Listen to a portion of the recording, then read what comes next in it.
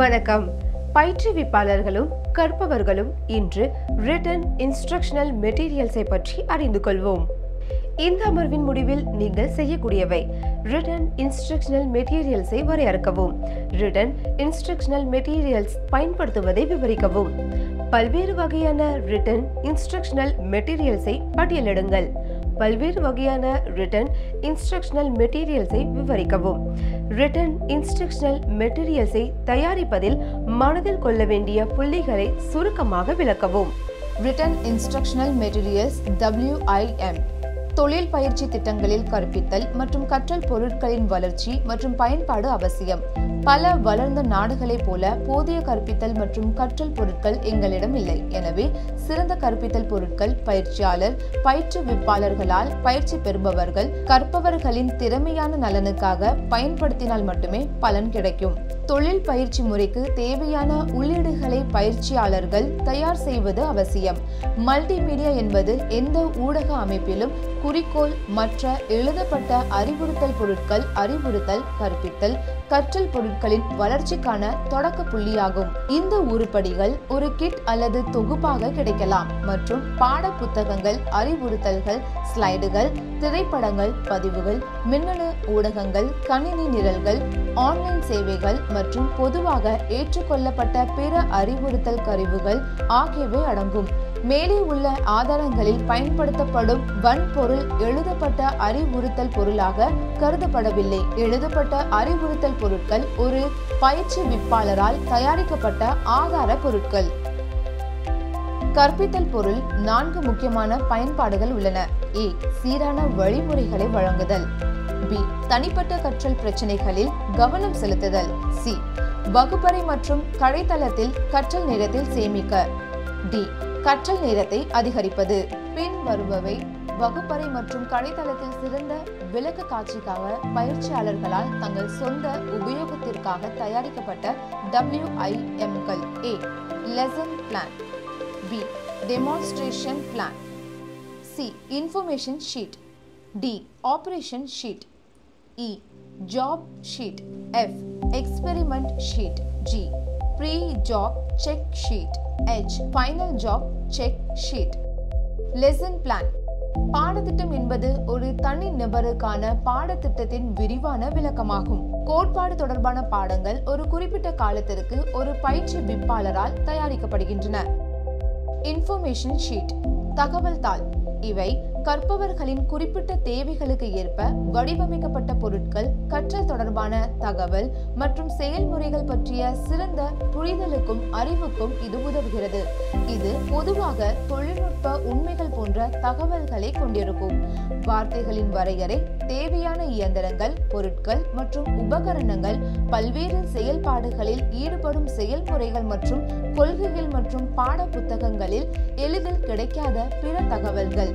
வகுப்பறை கற்பித்தல் அல்லது கடை பேச்சுக்களை மறுபரிசீலனை செய்யும் நோக்கில் அல்லது கற்றுக்கொண்டதை துணையாக கொண்டு அவை எழுதப்பட வேண்டும். உண்மையில் பயிற்சி பெறுபவர் ஏன் வேலை.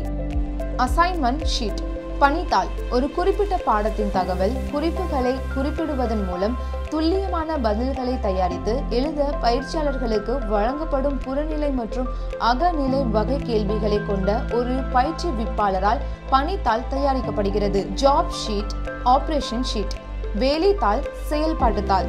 இதில் விரிவான தகவல் புள்ளிகள், படிப்படியான செயல்முறை, எந்த ஒரு குறிப்பிட்ட திறனுக்கும் பின்பற்ற வேண்டிய பாதுகாப்பு முன்னெச்சரிக்கைகள் ஆகியவை அடங்கும். ஜாப் ஷீட்டிற்கும் ஆபரேஷன் ஷீட்டிற்கும் உள்ள வித்தியாசம் என்னவென்றால், ஜாப் ஷீட்டில் ஒரு குறிப்பிட்ட திறமைக்காக செய்ய வேண்டிய பணிகள், செயல்பாடுகளின் எண்ணிக்கை உள்ளது. செயல்பாட்டு தாள் ஒரு குறிப்பிட்ட பணி அல்லது திறமையின் குறிப்பிட்ட செயல்பாட்டிற்கு பின்பற்ற வேண்டிய நடைமுறைகளை கொண்டுள்ளது. செயல்முறை விளக்க திட்டம். காட்சி திட்டம். செயல்திறன் திட்டம் என்பது ஒரு குறிப்பிட்ட காலத்திற்கு பயிற்றுவிப்பாளரால் தயாரிக்கப்பட்ட ஒரு நடைமுறை பாடம் அல்லது திறமையின் விரிவான விளக்கமாகும். Characteristics of instructional materials. கற்பித்தல் பொருளின் பண்புகள். கற்பித்தல் பொருளின் விரும்பத்தக்க அம்சங்கள். A. துல்லியமான தகவல் மற்றும் வழிகாட்டுதலை வழங்க. B. அனைவருக்கும் புரியும் வகையில் எளிய மொழியில் எழுதப்பட வேண்டும். சி. படிப்படியான செயல்பாட்டில் சரியாக வரிசைப்படுத்தப்பட்டது. டி.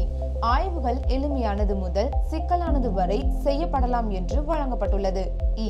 சிந்தனையை தூண்டுதல் மற்றும் கற்றலுக்கு உதவுதல். எஃப். இலக்குகளை தெளிவாக கூறுவதற்கு வழங்கப்பட்டுள்ளது. ஜி. கற்றல் மற்றும் இலக்குகளை அடைவதை சரிபார்க்க சுய சோதனைகள் மற்றும் அளவுகோல் சோதனைகள் வழங்கப்பட்டுள்ளன. H. மேலதிக ஆய்வுக்கான குறிப்பு என வழங்கப்படுகிறது. மற்றும் I. பாதுகாப்பான வேலை பழக்கத்தை கடைபிடிக்க நான் உங்களுக்கு வழிகாட்டுகிறேன். Points to be kept in mind while preparing instructional materials. எழுதப்பட்ட கற்பித்தல் பொருட்களை தயாரிக்கும் போது பின்வரும் குறிப்புகளை பயிற்சியாளர்கள் மனதில் வைத்துக் கொள்ளலாம். A. எளிமையான, நேரடியான மற்றும் எளிதில் புரிந்து கொள்ளக்கூடிய மொழியை பயன்படுத்தவும். B. பயிற்சி பெறுபவர் தகவலை தெளிவாக புரிந்து கொள்ள உதவும் வகையில் துணை எழுதப்பட்ட தகவல்கள் பல வரைபடங்களுடன் வழங்கப்பட வேண்டும். C. ஈர்க்கக்கூடிய அமைப்பு. D. தேவையான இடங்களில் குறிப்பிட்ட வழிகாட்டுதல்களை வழங்குதல். E. பெரிய அளவிலான தகவல்களை வழங்க வேண்டாம், ஆனால் முற்றிலும் அவசியமானவைகளுக்கு பொருட்களை வரம்பிடவும். F. இலக்குகளை அடைய வழிவகுக்கும் கேள்விகளை வழங்கவும். G. பாடத்திட்டம் மற்றும் பாடத்திட்டத்தை உள்ளடக்கிய தலைப்புகளை பின்பற்றவும். H. தேவைப்பட்டால் கூடுதல் ஆய்வுக்கான குறிப்புகளை வழங்கவும். I. நான் குறிப்பிட்ட நோக்கங்கள் அல்லது கற்றல் விளைவுகளை தெளிவான சொற்களில் வழங்குகிறேன். இதனால் ஒவ்வொரு கற்றல் பணியின் முடிவிலும் அவர்களிடமிருந்து என்ன எதிர்பார்க்கப்படுகிறது என்பதை பயிற்சியாளர்கள் சரியாக அறிவார்கள். பயிற்சி பெறுவோர் கற்போரின் தரத்தை மனதில் கொண்டு கற்பித்தல் பொருட்கள் தயாரிக்கப்பட வேண்டும். குறிக்கோள்களை எளிதில் அடையலாம் கண்டு எளிய தெளிவான வார்த்தைகளில் வெளிப்படுத்த வேண்டும். தேர்ந்தெடுக்கப்பட்ட தலைப்புகள் பற்றி பெறுபவர்களின் அறிவு மற்றும் பயிற்சியாளர்களின் திறன்களுடன் நேரடியாக தொடர்புடையதாக இருக்க வேண்டும். பெடகாஜி மற்றும் ஆண்ட்ரோகாஜி தொடர்பான கற்றல் கோட்பாடுகள். பயிற்சி பெறுபவரின் தேவையை பூர்த்தி செய்வதற்காக தலைப்புகள் பின்வரும் முறையில் வரிசைப்படுத்தப்பட வேண்டும். முன் தேவையான திறன்கள் மற்றும் அறிவு முன்கூட்டியே அறிமுகப்படுத்த வேண்டும். அவை அடுத்தடுத்த பொருட்களுடன் இணைப்பதன் மூலம் செயல்படுத்தப்படுகின்றன. அறிவு மற்றும் திறன்கள் ஒரு தொடர் தகவல் மற்றும் பணிகளின் மூலம் படிப்படியாக அதிகரிக்கும் சிரமத்தின் மூலம் பெறப்படுகிறது. ஒரு பணியில் பெறப்பட்ட திறன்கள் மற்றும் அறிவு உடனடியாக பயிற்சிகள் மற்றும் பணிகளின் வடிவத்தை பயன்படுத்தப்படுகின்றன. முறை, சுய கற்றல், திட்டமிடப்பட்ட கற்றல், பயிற்சி தாள்கள் போன்றவை. சம்பந்தப்பட்ட தலைப்பை மீண்டும் பார்ப்போம். ரிட்டன் இன்ஸ்ட்ரக்ஷனல் மெட்டீரியல்ஸை வரையறுத்தல், அதன் பயன்பாடுகள், அதன் பல்வேறு வகைகளை விவரித்தல் மற்றும் அதை தயாரிப்பதற்கு என்னென்ன விஷயங்களை மனதில் கொள்ள வேண்டும் என்பதை பற்றிய தகவல்களை வழங்குதல் ஆகியவை இதில் அடங்கும். கல்வியில் ரிட்டன் இன்ஸ்ட்ரக்ஷனல் மெட்டீரியல்ஸின் இந்த தலைப்பை நீங்கள் புரிந்து கொண்டீர்கள் என்று நம்புகிறேன். எங்களின் அடுத்த வீடியோவில் உங்களுக்காக மற்றொரு புதிய கருத்தை கொண்டு வருகிறோம். அதுவரை காத்திருங்கள்.